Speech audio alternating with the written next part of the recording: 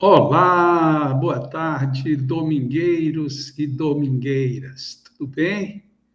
Olha, eu estou aqui um pouquinho distante. Se eu disser para você assim que neste exato momento eu estou nos ares. Como assim, Jacó? É que eu estive em Uberlândia este final de semana e neste momento em que a domingueira está entrando aí no seu aparelho, eu estou a bordo de um avião voltando para Natal. Mas eu não poderia deixar a domingueira faltar, não é isso? Então, olha que surpresa bacana. Nós convidamos Mackenzie, que mora lá nos Estados Unidos, e ele fez a nossa domingueira, e eu estou aqui apenas para reforçar que você participe, assista, compartilhe, deixe o like, porque está super, super, super legal este tema, caridade essencial. Você vai assistir bem direitinho e vai divulgar, não é verdade? Eu acredito que sim. Quero lhe convidar então para a gente já aproveitar, fazer aqui uma oração, para darmos início a esta nossa domingueira abençoada, abençoada por Deus. Pai amado, aqui estamos novamente, cumprindo mais uma tarefa agradável, uma tarefa que é da responsabilidade de uma instituição maravilhosa, o Leão Lar Espírita Alvorada Nova.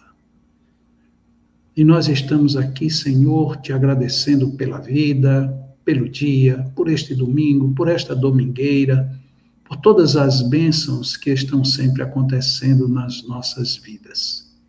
Muito agradecidos, porque vamos pensar aqui um pouquinho mais objetivamente sobre a caridade essencial, para que a gente não só conforte, mas a gente também se sinta reconfortado.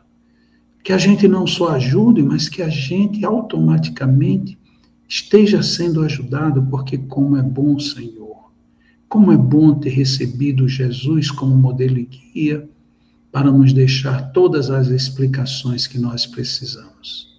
Agradecemos, portanto, Deus, agradecemos a Jesus e ao grande mestre Allan Kardec, que também nos ajuda muito na elucidação de várias dificuldades.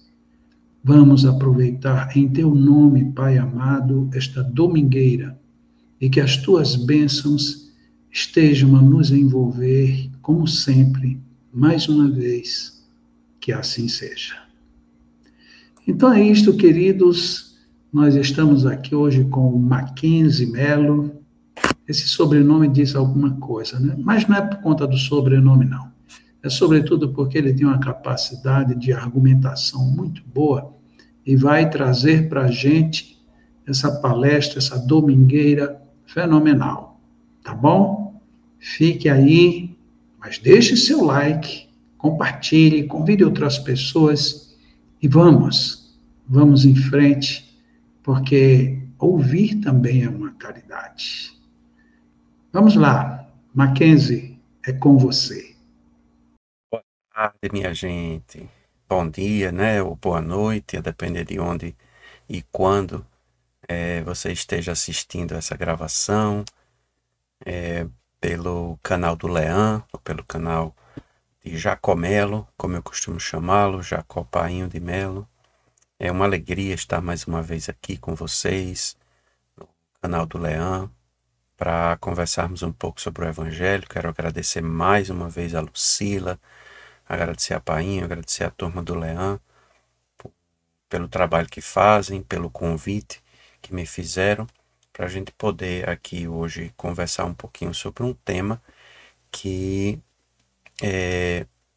me foi proposto um tempo atrás e acabei fazendo uma palestra com esse mesmo título num grupo espírita aqui de onde eu moro. Quero dizer e lembrar a vocês, ou dizer para aqueles que estão me assistindo pela primeira vez, que eu não estou no Brasil, estou nos Estados Unidos. Eu moro aqui há mais de 20 anos e fazemos um trabalho aqui no grupo espírita na cidade vizinha de onde eu moro. E a gente participa do movimento espírita, vai para outras casas, conhecemos muitos amigos, muitos irmãos aqui no estado de Massachusetts. E um desses grupos me convidou para fazer uma palestra e eles me sugeriram esse tema, que vocês já estão vendo aí embaixo, né? Caridade essencial. E esse tema foi tirado deles, do livro Vinha de Luz, capítulo 110. Não é um livro que, para a maioria dos espíritas, se não todos, né, conhecem ou reconhecem como sendo um dos livros da coleção Fonte Viva, ditado pelo espírito de Emmanuel e através da mediunidade de Chico Xavier. Então esse é o livro Vinha de Luz e a mensagem dele é a mensagem número 110, intitulada aí Caridade Essencial. E essa mensagem ela me causou um certo desconforto, mas eu falarei sobre isso daqui a pouco.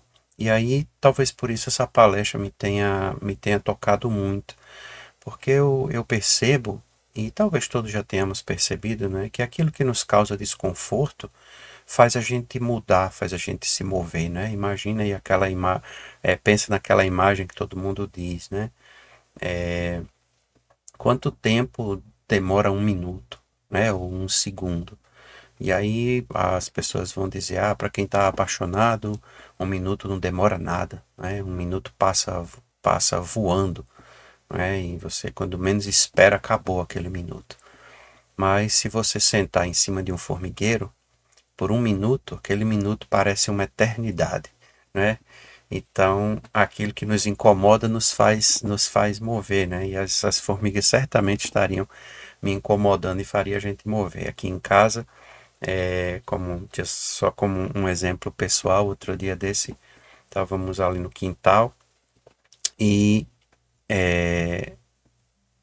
estávamos carregando umas folhas, né, das árvores que caíram e tal, para colocar no lixo lá fora. E aí, enquanto eu estava catando algumas folhas, fiquei assim parado num determinado lugar e não prestei muita atenção no chão, né? Eu estava carregando as coisas e tal. E aí, de repente, começo a andar e aquelas coisas, e quando eu olho para baixo nas minhas pernas, as pernas dando uma certa agonia assim. Quando eu olho para minhas pernas, as formigas todas subindo. Devo ter pisado próximo de onde estava o formigueiro, né? Então ali foram alguns segundos, mas me fez mover e me fez andar mais rápido. Então essa mensagem, a mensagem 110, né, do livro Vinha de Luz mais uma vez, Caridade Essencial, ela fez isso comigo. Ela me fez refletir mais do que o normal, vamos dizer assim, me fez realmente pensar um pouco mais a respeito de umas coisas que me incomodavam, ainda me incomodam, mas me incomodavam muito mais, e até porque eu já resolvi de um certo modo internamente, desde quando eu era muito jovem. E mais uma vez eu chegarei nisso daqui a pouco. Eu não cliquei aqui para adicionar o PowerPoint. O PowerPoint que eu vou colocar hoje é basicamente só texto, porque eu quero ler uns trechinhos. Primeiro, depois, mais para frente, eu vou ler a mensagem inteira, que eu acho importante a gente ler. A mensagem para a gente poder discutir, mas tem um outro slide que é o primeiro slide, o segundo slide depois dessa capa aí, né, que eu coloquei essa água aí como sendo uma representação daquilo que é essencial, e essa é uma pergunta que a gente vai precisar responder, né, o que é ser essencial, né, e o que é essa caridade essencial, né, da qual Emmanuel está falando, vai falar na mensagem. Então, antes de chegar na mensagem, eu queria falar um pouquinho sobre Allan Kardec, né? Acredito que todos que estão aqui, nesse exato momento, assistindo essa reunião, são espíritas.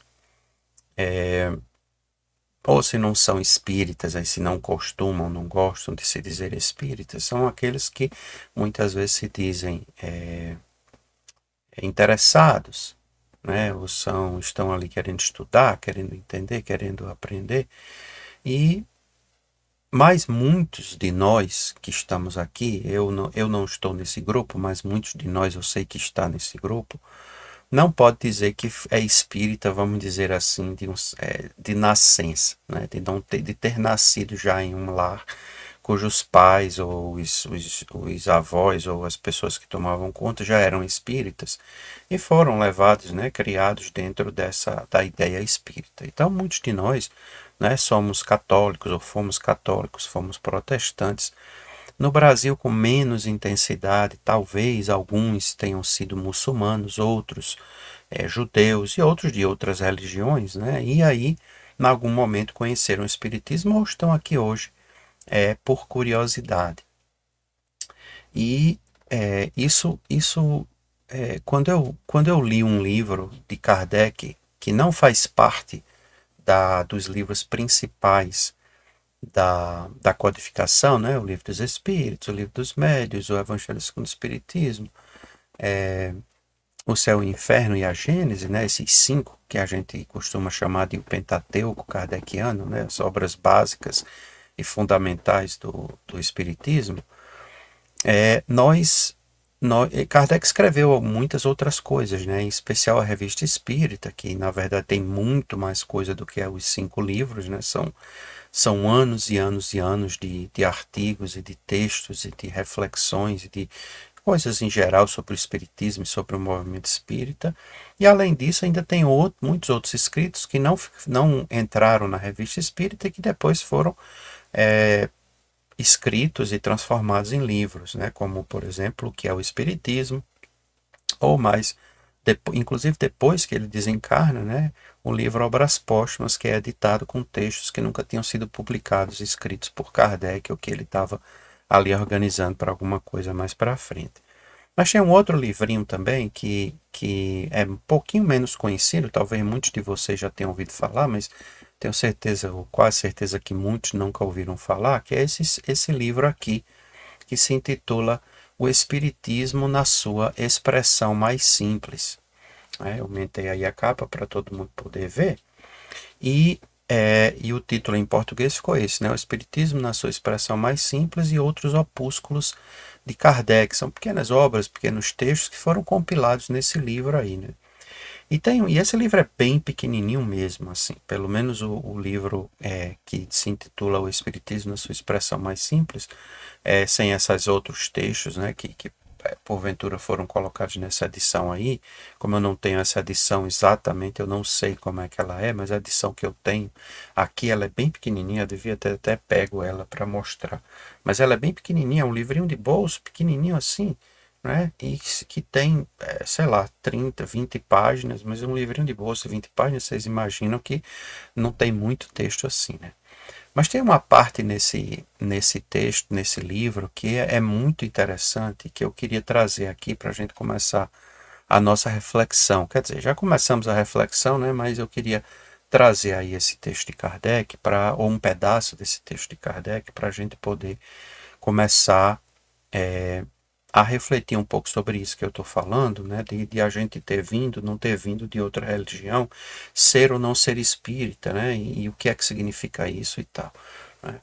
E aí, ou seja, no livro, né? Na parte do livro em que se intitula Histórico do Espiritismo, escrita por Kardec, ele diz o seguinte: o Espiritismo, como crença nos espíritos, é igualmente de todas as religiões, assim como é de todos os povos, visto que onde há homens, há almas ou espíritos, e as manifestações são de todos os tempos, cujos relatos se encontram em todas as religiões, sem exceção.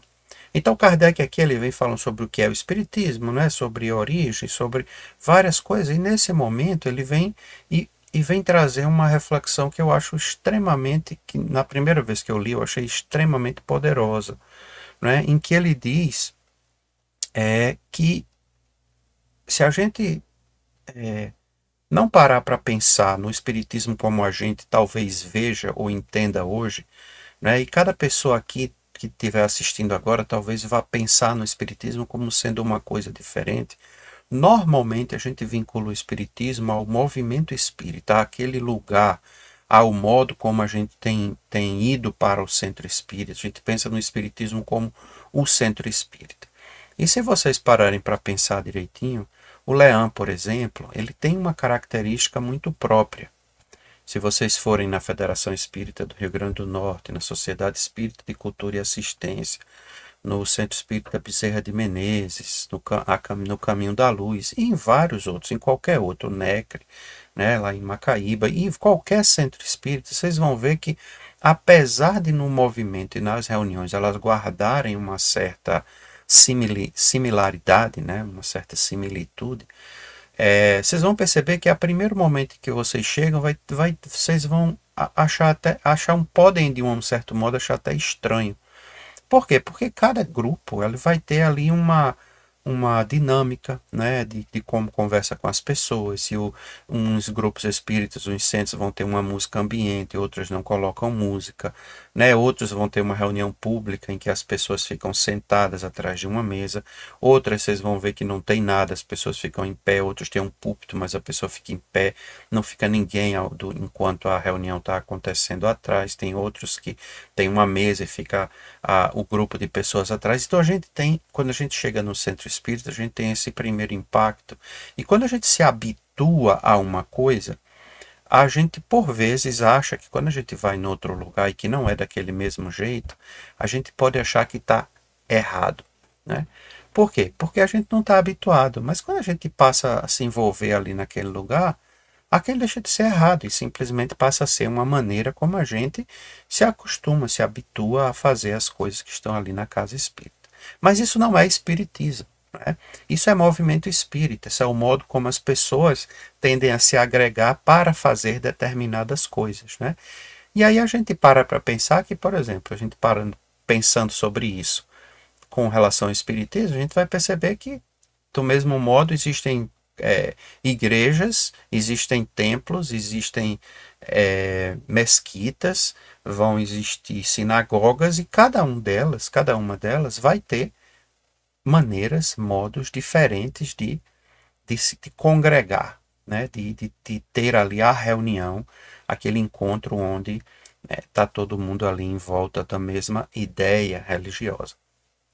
Não é disso que Kardec está falando aqui. Ele está dizendo o espiritismo como crença nos espíritos. Aí a gente entra no básico, na base, né, de tudo. Se eu não acreditar nos espíritos, como é que eu posso me dizer espírita? Porque se eu não acredito nos espíritos, nada do que está sendo dito, né, o que a gente vai ler na mensagem de Emmanuel, não faz sentido. Por quê? Porque foi ditado por um espírito desencarnado. Mas mesmo que não seja espírito, um espírito desencarnado, que tenha sido o espírito Chico Xavier que tenha escrito, eu também preciso acreditar no espírito para, né, que a vida, como a gente a entende aqui, a vida humana, ela faça sentido. Então, Kardec começa como crença nos espíritos. É igualmente de todas as religiões. Então, essa crença de um espírito, ou seja, em algo que sobrevive à morte do corpo, ela é de todos os povos, de todas as religiões, visto que onde há homens, há almas ou espíritos. E a gente vê isso em toda e qualquer religião, né? Porque todas elas não acreditam que a gente é apenas corpo. A gente é mais do que corpo. A gente está num corpo, ou a gente tem um corpo, mas nós somos espíritos, né? E aí ele diz, e as manifestações são de todos os tempos, cujos relatos se encontram em todas as religiões, sem exceção. E aqui eu quero abrir um outro parênteses. Eu imagino que se Kardec estivesse escrevendo esse texto hoje, ele fosse ainda mais longe do que ele foi nesse texto aí. Porque ele disse aqui em todos os tempos, em todas as religiões, sem exceção. Mas quando a gente pensa em religiões e a gente pensa em todos os tempos, de onde é que a gente está pensando? Que lugar a gente está pensando? Aí vocês podem olhar para mim e dizer, de qualquer lugar. Mas qualquer lugar significa o que para a gente? Significa na Rússia, nos países aí, qualquer país do mundo, qualquer cidade.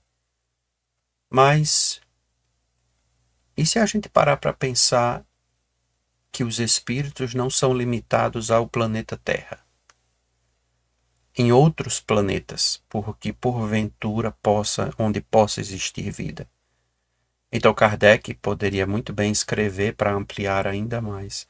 E as manifestações são de todos os tempos, de todos os espaços, em todo o universo.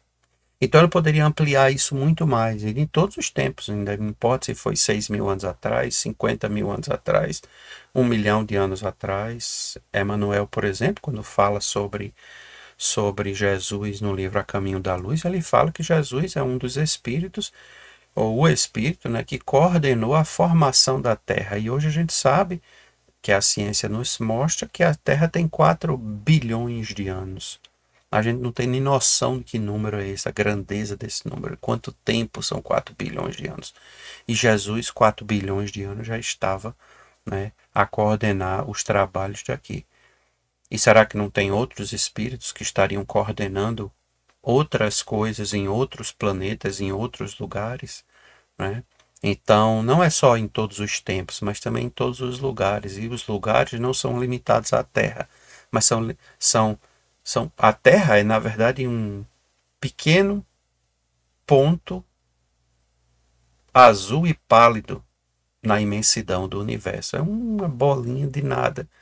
Mesmo comparada com o nosso Sol, já é uma bolinha de nada, e comparado com o universo, ainda muito menor. Então Kardec, ele está dizendo para a gente assim, a gente está ampliando um pouco mais, né? Ele está dizendo para a gente, olha só, o Espiritismo ele não é local, ele não é limitado aqui à Terra. Porque o Espiritismo, nesse aspecto, como crença nos Espíritos, ele é de todos, ele é de todo lugar, ele não é de ninguém, ele não é para uma pessoa, 2 pessoas. Não, ele faz parte, é como se ele fosse parte da lei da natureza. Né? O Espiritismo vem nos mostrar, né, o que é que nós somos, né, de onde viemos, para onde vamos e assim sucessivamente. Mas aí ele vai, e aí ele com esse pensamento, ele vai nos trazer o pensamento seguinte, que é, aí já eu chego quando passarmos para outra mensagem, eu vou chegar no meu incômodo, que eu falei lá no começo, né? Mas aí ele vai dizer, ó, pode-se, pois, exatamente por isso que a gente está falando, por essa crença, que independente de onde quer que esteja, de onde quer que eu esteja, se esteja na Terra ou fora da Terra, na Terra, porque ele vai citar as religiões terrenas, que são as que a gente conhece, ou algumas religiões terrenas, né? Mas e outras religiões que existiriam em outros lugares, né? Com nomes diferentes. O próprio Espiritismo não teria nem esse nome, né? Se fosse em outro lugar. Então ele diz, pode-se, pois, ser católico grego, ou romano, ou ortodoxo, ou o que quer que seja, protestante, das diversas correntes protestantes que existem no Brasil e no mundo, judeu, e aí judeu ortodoxo, judeu que foi fariseu, judeu mais ligado para os samaritanos, saduceus, que não é judeu de uma maneira geral, ou muçulmano, ou então budista, ou então da fé Bahá'í, ou então de alguma das religiões dos povos nativos do Brasil, dos povos nativos da Austrália, as religiões de origem africanas, as religiões, muitas que talvez a gente nem conheça, das ilhas, e pode-se, pois, mais uma vez, ser católico, grego ou romano, protestante, judeu ou muçulmano, e crer nas manifestações dos espíritos, e, por conseguinte, ser espírita. A prova está em que o espiritismo tem aderentes em todas as seitas. O que Kardec está dizendo aqui? Eu não preciso, para me dizer, ou para ser espírita, nesse senso, nesse sentido que ele está dizendo aqui, como crença nos espíritos, eu não preciso deixar de ser católico para também me dizer de um certo modo espírita, para também ser protestante e me dizer espírita, porque eu acredito na sobrevivência da alma, eu acredito nos espíritos. Eu posso não acreditar do mesmo jeito que o Espiritismo fala, mas todo católico sabe, todo católico reza para os santos. O que são os santos, por exemplo, se não os espíritos daqueles que desencarnaram, né? Daqueles homens que estavam por aqui e que desencarnaram e estão do outro lado. Ora, se a pessoa acredita que existe um inferno, o que é que está no inferno? Se não é o espírito daquele que já viveu aqui, ou se está no céu, ou se está num purgatório, em algum estado intermediário. Ou seja, a crença está aí presente. Então, ela não é, mais uma vez, exclusiva do espiritismo. E um muçulmano, por exemplo, um judeu que não tem Jesus como sendo a peça-chave ou a peça fundamental da religião deles, de um certo modo, não precisa de Jesus para ter um céu, né, para estar num lugar melhor, vamos dizer assim, depois que desencarnar. Ou será que precisa? Não, não é. Se a gente for parar para pensar no modo espírita de pensar, a gente vai perceber que não, que Jesus não é essencial no sentido pessoa, no sentido eu preciso conhecer Jesus para ser uma pessoa melhor. Porque se eu parar para pensar, por exemplo, que Jesus nasceu, vamos dizer, arredondando os números aqui, né? 2000 anos atrás, e todos os espíritos que nasceram antes de Jesus nascer, antes de Jesus passar a mensagem, e mesmo aqueles que nasceram na época de Jesus em lugares diferentes da terra e que não tiveram oportunidade de conhecer Jesus, de ouvir falar a mensagem do Cristo. Porque Paulo, por exemplo, que foi o maior divulgador do cristianismo, Paulo viajou basicamente pela Europa, um pedacinho da África, uma parte da Europa ali, e pronto. E o resto do povo? O povo que estava aqui aí no Brasil, nas Américas, né? O povo que estava para o sul da Ásia, para o lado da China, no norte, na parte da Rússia. Como é que essas pessoas conheciam Jesus? E será que Jesus era essencial para que eles fossem salvos? E a resposta precisa ser um grande e retumbante não. E aí eu digo a vocês que esse foi o meu grande incômodo, né? Por muito tempo, porque muitas das mensagens que a gente ouve de Emmanuel e de muitos outros espíritos, a gente naturalmente, por ser cristão, por ser espírita, a gente fala de Jesus, né, como sendo o grande espírito, né, como sendo o maior espírito, né, que já passou pela Terra, né, o livro dos Espíritos, né, quem é que eu devo seguir como modelo e guia? E aí Kardec, os Espíritos respondem, Jesus, né, vede Jesus. E não vejo nada de errado com isso. Jesus, de verdade, se a gente compara todas as grandes mensagens, muitos e muitos e muitos estudiosos mostram que a mensagem de Jesus ela é como se fosse um resumo das grandes leis morais que estão aí espalhadas em todas as religiões. Às vezes não tem todas as coisas, mas quando a gente pega Jesus e pega, por exemplo, o Sermão do Monte, com as parábolas, com um monte de os grandes ensinamentos do Cristo, a gente vai ver que ele resume muito bem. Então, ele realmente é um espírito grandioso. Mas, mais uma vez, se eu não tivesse conhecido Jesus, significaria dizer que eu não poderia crescer, eu não poderia ir para o céu, eu não poderia estar melhor quando eu desencarnasse? E claro que não, é uma falácia pensar assim. Né? Eu gosto de me lembrar, e quando estudando e conversando sobre esse assunto, né, a gente está estudando aqui no centro o livro Paulo e Estevão, e eu gosto muito de pensar em Estevão nesse caso, né, mas aqui mais especificamente de pensar em Gesiel. Né? E quem já leu o livro sabe, né, que Gesiel depois troca de nome e se chama Estevão, mas Gesiel começa o livro e as atitudes dele, até o momento em que ele é apresentado a Jesus, mas ele é apresentado a Jesus em texto, porque ele não conhece o Cristo. Ele vive na mesma época que Jesus, mas quando ele vai se encontrar com os cristãos, com os primeiros cristãos, que ainda nem são cristãos de nome, né? São os homens do caminho, que é como eles são chamados, ele não conhece Jesus, nunca ouviu falar. E aí Pedro o apresenta a Jesus através da mensagem do Cristo, mostra a ele, entrega a ele os pergaminhos com as histórias que foram contadas e os ensinamentos de Jesus, E ele se reconhece, ele encontra ali a grande mensagem que ele procurava a vida toda. Mas até aquele momento, de todos os personagens do livro, nenhum era tão cristão quanto Estevão, mesmo sem ter conhecido o Cristo. Estevão era judeu. Ou seja, ele não precisava de Jesus, não precisou de Jesus para ter o comportamento cristão.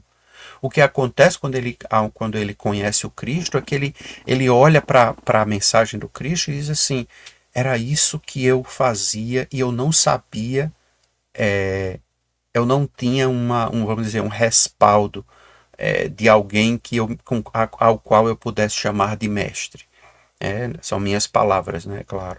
Mas, e a partir daí ele se torna realmente cristão, né? Apesar de que, mais uma vez, nem se torna cristão porque não existia essa palavra na época. Ele se torna um dos homens do caminho, até que ele é morto, né? E está lá narrado nos Atos dos Apóstolos, né? E também no livro Paulo e Estevão. E ele é morto, apedrejado. E depois que conheceu a mensagem do Cristo. Mas todos os outros que morreram antes de conhecerem Jesus e que foram boas pessoas e que cumpriram a lei de amor, onde está escrita a lei de Deus? Pergunta Kardec aos Espíritos no livro dos Espíritos. E os Espíritos respondem: na consciência.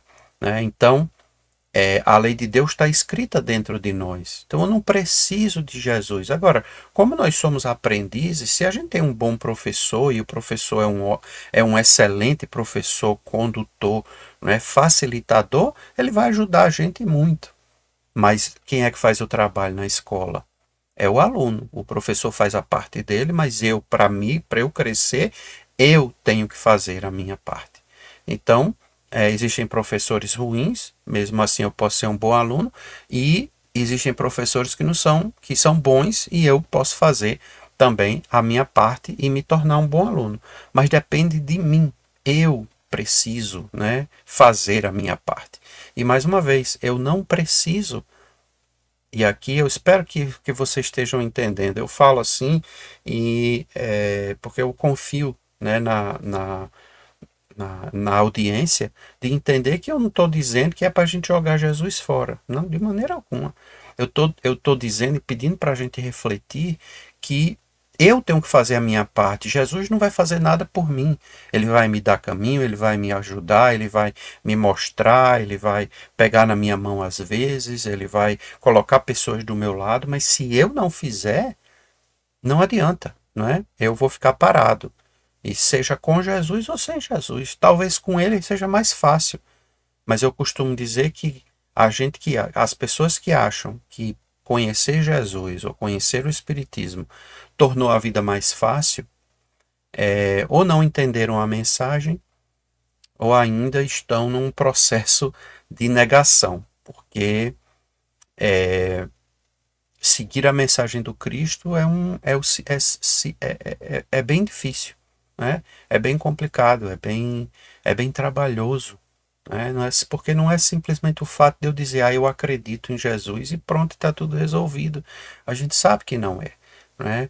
Ser honesto além de todas as coisas, perdoar 70 vezes, 7 vezes, ou seja, e tudo é maiúsculo. Né? Eu costumo dizer que quando a gente realmente olha para Jesus, sabe aquele salto com vara, e vocês já devem ter me ouvido falar sobre isso, né, nas Olimpíadas, salto com vara, né? Jesus pega aquela barra do salto com vara e ela tira a barra da câmera, né? Vou colocar aqui a barra, Jesus eleva a barra, né, para muito mais alto, porque ele pede para a gente fazer coisas que a gente só pode fazer com o passar do tempo. Talvez a pior, entre aspas, de todas, ele dizia assim: sede perfeitos como perfeito é o vosso Pai Celestial. Quanto tempo vai demorar para eu realmente ser perfeito?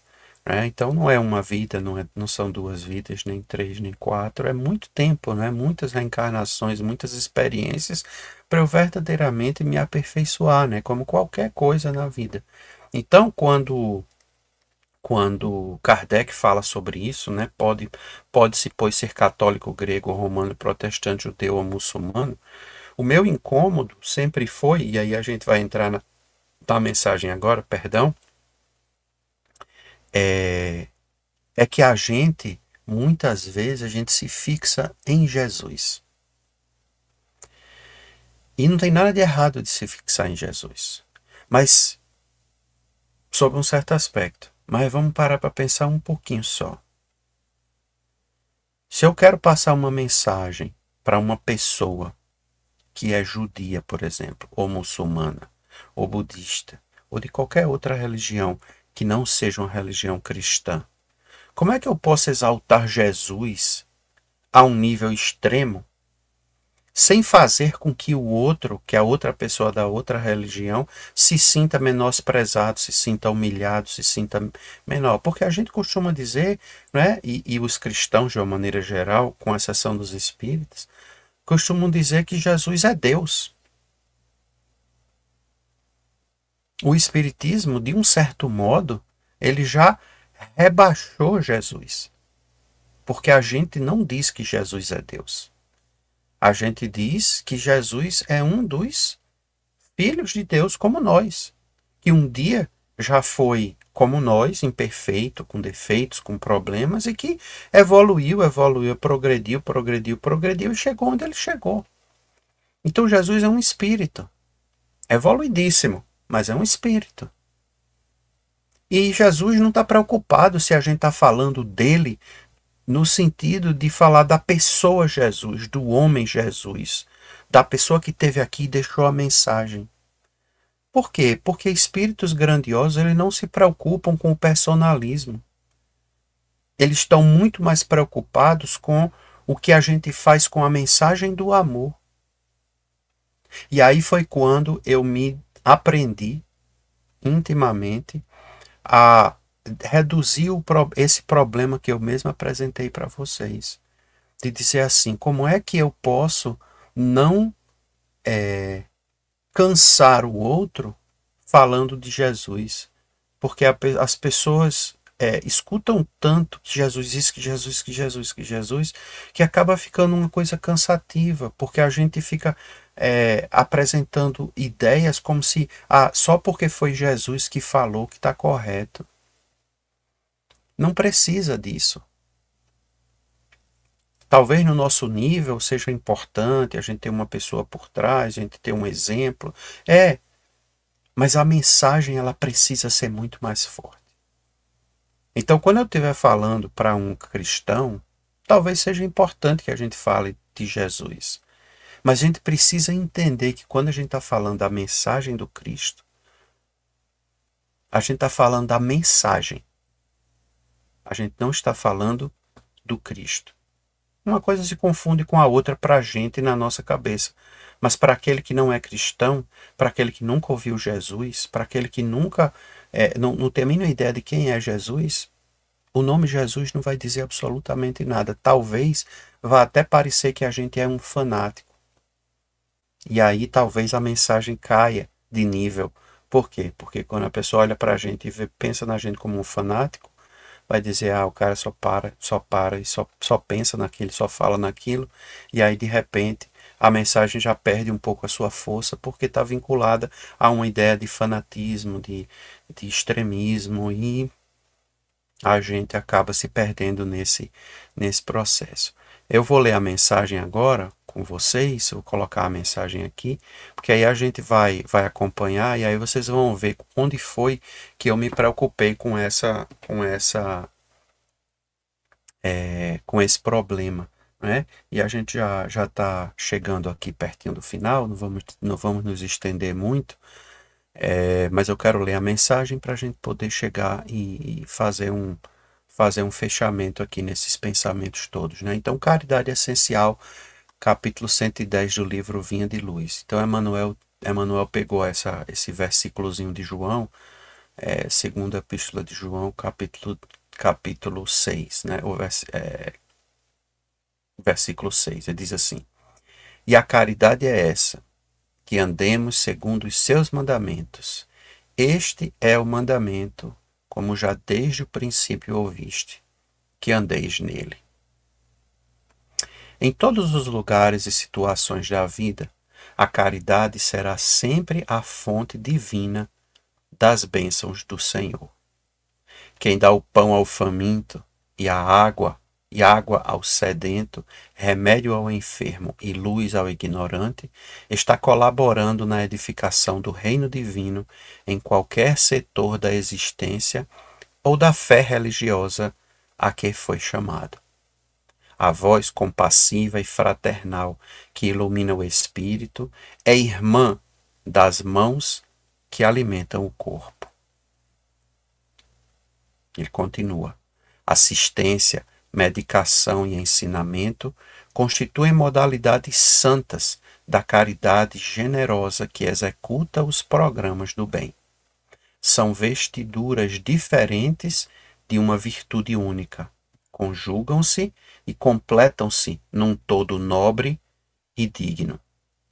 Ninguém pode assistir, ajudar a outrem com eficiência se não procurou a edificação de si mesmo. Ninguém medicará, dará remédio com proveito se não adquiriu o espírito de boa vontade para com os que necessitam. E ninguém ensinará com segurança se não possui a seu favor os atos de amor ao próximo, no que se refere à compreensão e ao auxílio fraternais. Em razão disso, as menores manifestações de caridade, nascidas da sincera disposição de servir com Jesus, são atividades sagradas e indiscutíveis. Em todos os lugares, serão sempre sublimes luzes da fraternidade, disseminando alegria, esperança, gratidão, conforto e intercessões benditas. Antes, porém, da caridade que se manifesta exteriormente nos variados setores da vida, pratiquemos a caridade essencial. E aí fui eu que sublinhei, né? Tá de verde aí, né? Pratiquemos a caridade essencial, sem o que não poderemos efetuar a edificação e a redenção de nós mesmos. E o que é essa caridade essencial? Trata-se da caridade de pensarmos, falarmos e agirmos segundo os ensinamentos do Divino Mestre no Evangelho. É a caridade de vivermos verdadeiramente nele, para que ele viva em nós. Sem esta, poderemos levar a efeito grandes serviços externos, alcançar intercessões valiosas em nosso benefício, espalhar notáveis obras de pedra, mas, dentro de nós mesmos, nos instantes de supremo testemunho da fé, estaremos vazios e desolados, na condição de mendigos de luz. Se a gente não viver verdadeiramente em Jesus, para que ele viva em nós. E aqui vocês percebem qual foi a minha preocupação? Por que da minha preocupação de a gente parar para pensar sobre Jesus e se perguntar, um muçulmano lendo essa mensagem, e ele não acredita em Jesus, ele acha que Jesus é um profeta, é um espírito grandioso que teve aqui, está lá no Alcorão. Mas ele não é para um muçulmano o que Jesus é para nós, ou para um cristão. E olha que a gente, como eu falei, a gente já de um certo modo rebaixou, como espírita, rebaixou Jesus em relação à posição dos outros cristãos, porque Jesus é Deus. Jesus e o Espírito Santo, é a Trindade, é uma coisa só. Eles se separam para poder fazer as coisas, mas é uma coisa só. Esse é o dogma, não é, da igreja, não só da igreja católica, mas do cristianismo de um modo geral. Nós espíritas olhamos para Jesus e dizemos, não, Jesus é um espírito, ele não é Deus. Ora, se a gente já rebaixou de um certo modo, né, aqui está entre aspas, tá, esse rebaixou. Se a gente já rebaixou Jesus dessa posição do cristianismo, para um muçulmano ele é ainda menor do que isso, porque na visão islâmica de Jesus, do mundo, Maomé é ainda maior, é maior do que Jesus. Então, na verdade, essa mensagem ela teria que ser utilizada de outra maneira. E aí esse meu questionamento ficou comigo durante muito tempo. E aí por isso que eu decidi trazer para conversa sobre isso, sabe? Quando eu li essa mensagem, porque a mensagem me incomodou por causa dessa parte final. Segundo os ensinamentos do Divino Mestre no Evangelho, é a caridade de vivermos verdadeiramente nele para que ele viva em nós. Aí agora eu pergunto a vocês, quando Emmanuel está falando aqui do Divino Mestre, de Jesus, o que ele está falando? E aí foi nesse ponto em que eu consegui resolver o problema para mim mesmo. O que Emmanuel está falando aqui? Ele não está falando de Jesus como pessoa. Ele não está falando de Jesus como uma pessoa que tenha escrito um evangelho. Ele não está falando disso. Ele está falando do exemplo de um espírito grandioso. De uma pessoa, de um espírito que amou muito mais do que qualquer outro tem amado. E para isso, a gente precisa, e isso a gente tem que ter muito claro quando a gente está escutando, lendo histórias sobre Jesus e que a gente, porventura, venha a falar com outras pessoas sobre as nossas crenças. Porque senão a gente vai querer impor um Jesus que não precisa se impor, porque ele não quer se impor, ele só quer amar. Então, a gente poderia talvez substituir aqui a palavra nele, né, a palavra ele que está aí na tela, né, dizer assim, é a caridade de vivermos verdadeiramente, substituiu nele por amor, vivermos no amor para que o amor viva em nós. Porque se não for assim, nós estamos limitando a mensagem do Evangelho. Nós estamos limitando a mensagem do amor universal. Porque a gente está limitando a um grupo de pessoas. E a um grupo relativamente pequeno. Não é pequeno porque abraça muita parte do mundo. Mas mesmo assim, se a gente parar para pensar nos dias de hoje, quantas pessoas nunca nem ouviram falar em Jesus? Não querem nem saber de religião. E aí? A gente já reduziu esse grupo imensamente. Quantos de nós apenas nos dizemos cristãos, ouvimos falar em Jesus, mas a gente se diz só, eu sou católico não praticante. Eu sou simpatizante espírita.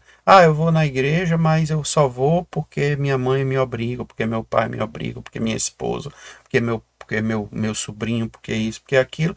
E a gente não, de verdade, a gente não consegue introjetar a mensagem do amor do Cristo dentro de nós. E aqui a gente pode dizer a mensagem do amor do Islã dentro de nós, a mensagem de amor do judaísmo dentro de nós, a mensagem de amor do budismo dentro de nós. Porque a gente pode fazer tudo lá fora, a gente pode construir prédios, construir igrejas, como ele mesmo fala aqui, fazer grandes caridades externas, mas e internamente, como é que a gente está vivendo intimamente? Trata-se da caridade, essa caridade é essencial. Vou ler mais uma vez. Da caridade de pensarmos, falarmos e agirmos segundo os ensinamentos do Divino Mestre. Que ensinamentos do Divino Mestre é esse? O que é esse Evangelho? O Evangelho é a boa nova, é a boa notícia, aquela água que vem para matar a nossa sede. Daí a representação da água no começo começo do slide, não é? Porque a água é fundamental para a vida. Sem água não tem vida. O Evangelho é essa água viva, não é? Quando Jesus vai falar com a mulher samaritana, que está ali pegando água, e diz: se você beber da minha água, você jamais terá sede. Essa é a água essencial. A água que Jesus está trazendo não é ele não está se trazendo. Ele está trazendo a mensagem do amor. E poderia ser qualquer outra pessoa. Se a gente parar para fazer um exercício mental aqui rapidinho. Se, porventura, a gente tivesse nascido num outro planeta, Será que a gente conheceria Jesus nesse outro planeta? Jesus não teria esse mesmo nome. A gente não teria um evangelho com as mesmas línguas que a gente tem. Talvez a palavra evangelho não significaria boa nova. E quem é que seria o Jesus de outro planeta? Então, o que é essencial? Essencial não é Jesus como pessoa, como figura, como imagem. Isso é o que menos importa. Porque tudo que é exterior assim fica para trás. Nós somos espíritos, como Kardec diz no começo. É essa crença básica, fundamental, é que nós somos espíritos. Quando a gente desencarnar, a gente vai deixar isso aqui na Terra. Se a gente for para outro planeta, a gente não vai conhecer Jesus no outro planeta. A gente vai conhecer um outro espírito que deu outra mensagem, que também é a mesma mensagem de amor. Mas a gente não vai conhecer a parábola do bom samaritano, a gente não vai conhecer a parábola das 10 virgens. Vão ser outras parábolas, outras histórias. Por quê? Porque o ambiente é diferente, porque as condições de vida são diferentes, porque as histórias que as pessoas contam são diferentes, tudo é diferente. Então a gente tem que se pegar no que é essencial. E o que é essencial é o amor. A caridade essencial, portanto, é a caridade de vivermos verdadeiramente no amor, para que esse amor profundo viva em nós. Então, vamos fazer as coisas fora, vamos ajudar, vamos fazer o que a gente puder. Mas se a gente não carregar amor no coração, a gente vai ficar mendigando por luz, que é essencial para a vida, vai ficar mendigando por água, que é essencial para a vida. Por quê? Porque nós não estamos nos saciando, nós não estamos carregando essa água da vida, que é a mensagem do amor dentro de nós. Assim, eu queria pedir perdão a vocês se eu confundi vocês, se eu estou trazendo uma coisa que pode parecer estranha. É como eu resolvi. Me incomodava muito mensagens como essa, em que a gente coloca Jesus como se fosse a única salvação. E, de um certo modo, mas não é o Jesus histórico, não é o Jesus Yeshua, não é o Jesus que foi crucificado fisicamente, não. É muito mais do que isso. É algo muito mais profundo do que isso, em que a gente precisa aprender isso para poder aprender a conviver mais e melhor com todos, para que a gente possa verdadeiramente aprender a amar mais, e colocar mais amor dentro de nós, para que esse amor possa sair cada vez mais também de dentro de nós para as outras pessoas. Né? Que a mensagem do Cristo, né? Que essa mensagem de amor, de paz e de luz, que a gente possa, né, ir atrás dessa mão, que para a gente, quando a gente olha, é a mão do Cristo. Mas para uma pessoa que nunca viu o Cristo na vida, essa mão pode ser a mão do pai dele, que está chamando ele, que é a figura de amor na vida dele. Ou do companheiro, ou da companheira, ou do filho, ou de um amigo, ou de um professor. É a mão que chama, a mão que apoia, a mão que diz assim, eu estou aqui por você. É a mão do amor. É a mão que me chama para aprender a amar e a viver junto desse amor profundo que nos transforma, porque é esse amor que é essencial, é esse amor que é essa mistura daquela pessoa ou daquela representação, que é a água que nos é tão importante, que nos é tão fundamental, que nos é essencial para a vida. Então que nós possamos nos mergulhar nesse amor, no amor do Cristo, mergulhar no amor da figura que representa o amor para a gente, para que nós possamos verdadeiramente estarmos cheios dessa caridade essencial, dessa mensagem essencial, que é a mensagem do amor, que é maior do que todos nós. Né? Eu quero agradecer demais a vocês, espero que mais do que confundido eu tenha ajudado, eu tenha convidado vocês a pensarem, que é o que o Espiritismo nos ajuda a fazer, a pensar, para que a gente pensando possa aumentar a nossa fé e para que a gente possa permanecer firme, forte e seguro nas leis de Deus, né? Na maior de todas, na lei de amor, que nos guia e que nos mantém juntos e nos mantém focados para o futuro, para o progresso. para sermos perfeitos, como o perfeito é o nosso Pai.